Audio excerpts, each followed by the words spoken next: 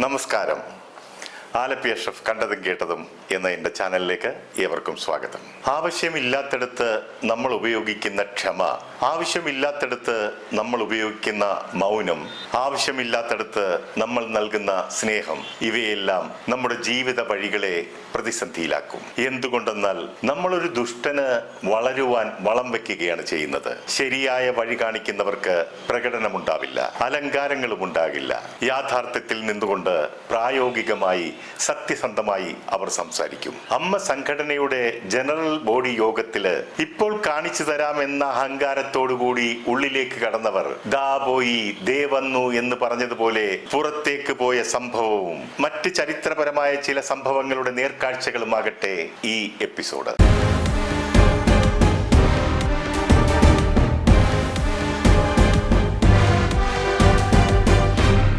ഞാൻ അമ്മ എന്ന താരസംഘടനയെക്കുറിച്ച് പല എപ്പിസോഡുകളും ചെയ്തിരുന്നു. അതിലെല്ലാം ഞാൻ ഒരു കാര്യം അടിവരയിട്ട് പറഞ്ഞിരുന്നു. ആക്രമിക്കപ്പെട്ട നടി ഒഴുക്കിയ കണ്ണുനീരിന്റെയും വേദനയുടെയും ആഴത്തെക്കുറിച്ച്. അവളുടെ കണ്ണുനീരിനെ കാണാതെ പോയവർ, അവൾ അനുഭവിച്ച വേദനയെ തള്ളിപ്പറഞ്ഞവർ, അവളെ പരിഹസിച്ചവർ, അവരെല്ലാം ഇന്ന് സമൂഹത്തിന്റെ മുൻപിൽ പരിഹാസ കഥാപാത്രങ്ങളായി നിൽക്കുകയാണ്. കർമ്മഫലം എന്നൊന്നുണ്ട്. അത് അനുഭവിച്ച് തീർക്കാതെ ആർക്കും ഇവിടെ നിന്ന് കടന്നു പോകാനാകില്ല. ആ പെൺകുട്ടിയെ സാമൂഹിക മാധ്യമങ്ങളിലൂടെയും ചാനലുകളിലൂടെയും എന്തിനധികം താൻ സ്നേഹിച്ച, തനിക്ക് വേണ്ടി നിലകൊള്ളുമെന്ന് കരുതിയിരുന്ന, തനിക്ക് വേണ്ടി സംസാരിക്കുമെന്ന് കരുതിയിരുന്ന സംഘടനയിൽ നിന്ന് പോലും അപമാനമാണ് ഏറ്റുവാങ്ങേണ്ടി വന്നത്. അവരൊക്കെ ഇന്ന് പല വിധത്തിലുള്ള ചെയ്തികൾ മൂലം തലതാഴ്ത്തി നിൽക്കുന്നതും അനുഭവിക്കുന്നതും നമ്മൾ കണ്ടുകൊണ്ടിരിക്കുകയാണ്. ഞാൻ അതിൽ വ്യക്തിപരമായി ആരുടെയും പേരെടുത്ത് പറയുന്നില്ല. കാരണം അവരോരോരുത്തരും അനുഭവിക്കുന്നത് പൊതുസമൂഹം കാണുകയല്ലേ. നടി ആക്രമിക്കപ്പെട്ട സംഭവത്തിന് ശേഷം അമ്മയുടെ നേതൃത്വം 2 പ്രാവശ്യമാണ് രാജിവെച്ചൊഴിഞ്ഞത്. 2ഉം കാലാവധി പൂർത്തിയാക്കാൻ കഴിയാതെയാണ് രാജിവെച്ചത്. ഇവിടെ ഇപ്പോഴത്തെ ഭരണസമിതിക്ക് 1 വർഷം പോലും പൂർത്തിയാക്കാൻ കഴിഞ്ഞില്ല എന്നുള്ളത് ഒരു യാഥാർത്ഥ്യമാണ്. ഒറ്റയടിക്ക് 17 പേരാണ് അപ്രതീക്ഷിതമായി ഉണ്ടായ കുത്തൊഴുക്കിൽ കടപുഴകി വീണത്. പാലക്കാട് MLA പിഷാരടി കൺവീനറായ 9 അംഗ അഡ്ഹോക് കമ്മിറ്റിയാണ് താൽക്കാലിക ചുമതലയേറ്റിരിക്കുന്നത്. ആ കമ്മിറ്റിയിലുള്ളവരെല്ലാം തന്നെ മാന്യന്മാരും മര്യാദക്കാരുമാണ്. എന്ത് സംസാരിക്കണം, എങ്ങനെ സംസാരിക്കണം, എവിടെ സംസാരിക്കണമെന്ന് ബോധവും വിവേകവും തിരിച്ചറിവുമുള്ളവരാണ്. ഈ അഡ്ഹോക് കമ്മിറ്റിയിൽ തറകളാരുമില്ല എന്നുള്ളതാണ് വലിയൊരു ആശ്വാസം. ഇവരെല്ലാം തന്നെ ബാഹ്യ ഇടപെടലുകൾ ഇല്ലാതെ കാര്യങ്ങൾക്ക് തീരുമാനമെടുക്കാൻ പ്രാപ്തിയുള്ളവരുമാണ്. അങ്ങനെ സുതാര്യത ഇല്ലാത്ത അമ്മ സംഘടനയിൽ സുതാര്യത ഉറപ്പുവരുത്തി, അടിച്ചമർത്തലുകൾക്ക് അറുതി വരുത്തി, പറയേണ്ടത് പറയാനും കേൾക്കാനുമുള്ള ഒരു വേദി ഒരുങ്ങി എന്നത് വലിയൊരു ആശ്വാസമാണെന്ന് പലരും പറയുകയുണ്ടായി. 1 വർഷം പോലും തികയാതെ ഈ ഭരണസമിതി രാജിവെച്ചൊഴിയാനുള്ള കാരണങ്ങളെക്കുറിച്ച് സത്യസന്ധമായി നമുക്കൊന്ന് വിശകലനം ചെയ്യാം. അമ്മയെന്ന പരിശുദ്ധമായ പാലിൽ ഒരു തുള്ളി വിഷം വീണതാണ് ഇതിനെല്ലാം കാരണം. വേണ്ടിടത്തും വേണ്ടാത്തിടത്തും കയറി യാതൊരു വിവരവുമില്ലാതെ വാചക കസർത്ത് നടത്തുന്ന, കഴുത്തിന് ചുറ്റും നാവുള്ള നടിയെന്ന് സ്വയം അവകാശപ്പെടുന്ന ഒരമ്മ സ്ത്രീ സംഘടനയിൽ കടന്നുകൂടിയതാണ് ഈ ഭരണസമിതിയുടെ സർവനാശത്തിന് വഴിവെച്ചത്. ഒരു നടിയെന്ന് വിശേഷിപ്പിക്കത്തക്ക രീതിയിൽ മലയാള സിനിമയിൽ യാതൊരു അടയാളപ്പെടുത്തലുകളും അവർ നടത്തിയിട്ടില്ല. വർഷങ്ങളായി സിനിമയിലൊന്ന് മുഖം കാണിക്കാൻ കൂടി കഴിഞ്ഞിട്ടില്ല. ഏതെങ്കിലും സംവിധായകർ വിളിച്ച് സിനിമയിലൊന്ന് മുഖം കാണിക്കാൻ അവസരം കൊടുത്താൽ ആ സംവിധായകനെ പിന്നെ അവരുടെ ശത്രുവായി കാണും. ഇനി ഏതെങ്കിലും ഒരു പ്രോഗ്രാമിന് വിളിച്ചാൽ ആ പ്രോഗ്രാം സംഘടിപ്പിച്ച ആൾ അവരുടെ ശത്രുവായി മാറും. പിന്നീട് അവരെ കുറിച്ച് ഇല്ലാക്കഥയും പൊല്ലാക്കഥയും കെട്ടുകഥകളും ചമച്ച് അയാളെ ഇല്ലാതാക്കാനുള്ള പദ്ധതികൾ ആസൂത്രണം ചെയ്ത് അഴിച്ചുവിടും. വാ തുറന്നാൽ ക്ലോസറ്റ് പോലും നാണിച്ചു പോകും. ഇനി അമ്മയുടെ പ്രസിഡന്റായിരുന്ന നടി ശ്വേതാ മേനോനെ കുറിച്ച് പറയുകയാണെങ്കിൽ അവർ മലയാള സിനിമയ്ക്ക് ഒരുപാട് നല്ല കഥാപാത്രങ്ങളെ സംഭാവന ചെയ്ത നടിയാണ്. പാലേരി മാണിക്യവും രതി നിർവേദവും മാത്രം മതിയല്ലോ മലയാള സിനിമയിൽ അവരെ അടയാളപ്പെടുത്താൻ. ഇതുകൂടാതെ എത്രയെത്ര വലിയ ചിത്രങ്ങളുടെ ഭാഗമായി നായികയായും മറ്റ് കഥാപാത്രങ്ങൾക്കും ജീവൻ നൽകിയിട്ടുള്ള കഴിവുറ്റ ഒരു കലാകാരിയാണ് അവർ. അവരുടെ സംസാരത്തിലും പെരുമാറ്റത്തിലും ഒരു ഡിഗ്നിറ്റി ഉണ്ട്, കുടുംബ മഹിമയുണ്ട്. അവരുടെ ഭാഗത്തു നിന്നും ഒരു നിലവാരവുമില്ലാത്ത മോശം വാക്കുകൾ നമ്മൾ ആരും കേട്ടിട്ടുമില്ല.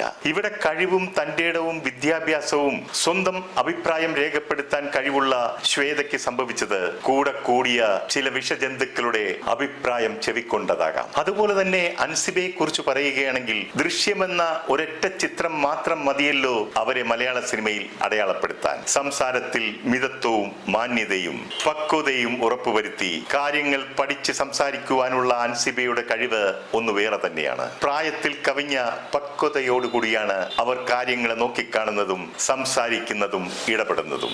അമ്മയിലെ മറ്റൊരംഗമായ ഉഷയെക്കുറിച്ച് പറയുകയാണെങ്കിൽ, കിരീടത്തിലെയും ചെങ്കോലിലെയും സേതുമാധവന്റെ പ്രിയപ്പെട്ട സഹോദരിയെ അനശ്വരയാക്കിയ ആ കഥാപാത്രത്തെ ആർക്കാണ് മറക്കാൻ കഴിയുക? ഉഷ സിനിമയിലും സീരിയലിലും മറ്റ് പ്രോഗ്രാമിലുമൊക്കെ ലൈവായി നിൽക്കുന്ന വലിയൊരു കലാകാരി തന്നെയാണ്. അതുപോലെ തന്നെ സിനിമയിലും സീരിയലിലുമൊക്കെ അവരുടേതായ വ്യക്തിമുദ്ര പതിപ്പിച്ച കലാകാരികളാണ് പൊന്നമ്മ ബാബുവും കാലടി ഓമനയും മായാ വിശ്വനാഥുമൊക്കെ. ഇവരെയൊക്കെ കേരളത്തിൽ അറിയപ്പെടുന്നത് നല്ല കഴിവുറ്റ കലാകാരികളായിട്ടാണ്. ഇവരാരും ആവശ്യമില്ലാത്ത കാര്യങ്ങളിൽ ഇടപെടുകയോ സംസാരിക്കുകയോ ചെയ്യുന്നവരുമല്ല. ഇനി നീനാക്കുറുപ്പിനെ കുറിച്ച് പറയുകയാണെങ്കിൽ, മലയാള സിനിമയിൽ ശ്രദ്ധിക്കപ്പെടുന്ന അനവധി കഥാപാത്രങ്ങൾക്ക് അവർ ജീവൻ പകർന്നിട്ടുണ്ട്. ഗാന്ധിനഗർ സെക്കൻഡ് സ്ട്രീറ്റിൽ തുടങ്ങി മമ്മൂട്ടിയുടെ നായികയായി ശ്രീധരന്റെ ഒന്നാം തിരുമുറിവിലും ദിലീപിന്റെ പഞ്ചാബി ഹൗസിലുമൊക്കെ അഭിനയ മികവ് കൊണ്ട് പേരുകേട്ട വ്യക്തിയാണ് നീനാക്കുറുപ്പ്. ഇന്നും അവർ സിനിമയിലും സീരിയലിലുമൊക്കെ സജീവവുമാണ്. തന്നെ പൊതുമധ്യത്തിൽ അപകീർത്തിപ്പെടുത്തി തെറി അഭിഷേകം നടത്തിയവരോട് പോലും ക്ഷമിച്ച് മാപ്പ് നൽകിയ വ്യക്തിയാണ് നീനാക്കുറുപ്പ്. അതിൽ നിന്ന് തന്നെ അവരുടെ സ്വഭാവ ഗുണവും കുടുംബ മഹിമയും മനസ്സിലാക്കാവുന്നതേ ഉള്ളൂ, തിരിച്ചറിയാവുന്നതേ ഉള്ളൂ. ഇവരുടെയൊക്കെ കൂടെ നിന്ന് പണി കൊടുത്ത വിഷവിത്തിനെ തിരിച്ചറിയാതെ പോയതാണ് ഇവർക്ക് പറ്റിയ വലിയ പരാജയം. വാക്കുകൾ കൊണ്ട് പാര പണിയുന്നതും ആക്ഷേപിക്കുന്നതും മാത്രമല്ല, അടിസ്ഥാനപരമായി ഒരു ക്രിമിനൽ സ്വഭാവക്കാരി കൂടിയാണ് ഇവർ. പണം തട്ടിപ്പ് കേസ് മാത്രമല്ല, സിനിമയിൽ അധികമാർക്കും അറിയാത്ത എന്നാൽ കോടതിയുമായി ബന്ധപ്പെട്ട പല വക്കീലന്മാർക്കും അറിയാവുന്ന കൽക്കട്ടയിൽ വെച്ച് നടന്ന ഒരു വലിയ സംഭവ കഥയുണ്ട്. ആ നീണ്ട കഥ പിന്നീട് ഒരു എപ്പിസോഡിൽ ഞാൻ തെളിവ് സഹിതം നിങ്ങളുമായി പങ്കുവെക്കാം. അതുകൊണ്ട് കൂടിയാണ് നടിയെന്ന് അവകാശപ്പെടുന്ന ഈ തള്ള ഒരു ബോൺ ക്രിമിനൽ കൂടിയാണെന്ന് ഞാൻ പറഞ്ഞത്. കാര്യസാധ്യത്തിന് വേണ്ടി എന്തുടായ്പും കാണിക്കുന്ന ഒരു മുതു തള്ളയാണിവർ. തള്ളൽ പ്രസ്ഥാനത്തിന്റെ ഉപജ്ഞാതാവാണ് ഈ അവതാരം. ആറാം തമ്പുരാനിലെ മോഹൻലാലിന്റെ ഡയലോഗ് കടമെടുത്താൽ, നടിയെന്ന് വിളിച്ച അതേ നാവ് കൊണ്ട് തന്നെ ചെറ്റേ എന്ന് വിളിപ്പിക്കുന്നതിൽ മനസ്താപമുണ്ട്. ഇതിനിടെ അറിയാവുന്ന നാറിയ കളികളെല്ലാം കളിക്കുമെന്നും എനിക്കറിയാം. ഇതൊക്കെ ഇവരുടെ സ്വഭാവ മഹിമ കണ്ടും കേട്ടും പറഞ്ഞു പോയതാണ്. ഇത്രയും വലിയൊരു സംഘടനയെ വിഷവും വർഗീയതയും കള്ളക്കേസിലുമൊക്കെ കുടുക്കി തച്ചുടച്ച് കയ്യിൽ കൊടുത്ത ആ ക്രിമിനൽ ബുദ്ധിയുണ്ടല്ലോ, അതിന്റെ മുന്നിൽ ഒരു ദക്ഷിണ വെച്ച് നമസ്കരിച്ചോട്ടെ. എല്ലാ സ്ത്രീകൾക്കും നടിമാർക്കും കണ്ടുപഠിക്കാവുന്നതും അനുകരിക്കാവുന്നതുമായ ഒരു നടിയുണ്ട് അമ്മ സംഘടനയിൽ. അത് മറ്റാരുമല്ല, നടിയും സംരംഭകയും ഒരു വലിയ സിനിമാ കമ്പനിയുടെ അമരക്കാരിയുമായ ഷീലു എബ്രഹാമാണ്. ഇപ്പോൾ രാജിവെച്ചൊഴിഞ്ഞ ഭരണസമിതിയിലേക്ക് അവരും നോമിനേഷൻ നൽകിയിരുന്നു. അവസാന നിമിഷം അവരെങ്ങനെ ഒഴിവായി എന്ന് അവർക്ക് പോലും അറിയില്ല.